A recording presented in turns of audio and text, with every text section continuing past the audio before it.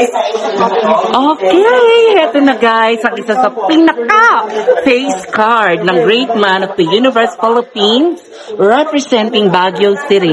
Pakilala ka naman po. Hello guys, my name is Joral Stefan and I am representing the City of Pines, which is Baguio City.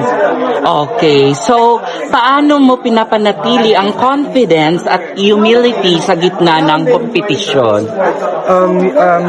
Retaining my confidence and my humility is, knowing that you can do it, but still wanting to learn more about it. Oh, wow, okay. So ano ang gusto mong matutunan mula sa kapwa mo kandidato? I want to learn more techniques. I want to learn more style. I want to learn how to speak more directly. How to be confident in front of cameras.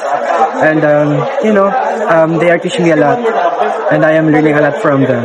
Okay, paki-invite naman sila regarding your social media accounts and the coronation night. Hello guys, my IG account is Cyro_Stefan and my Facebook is Joral Stefan.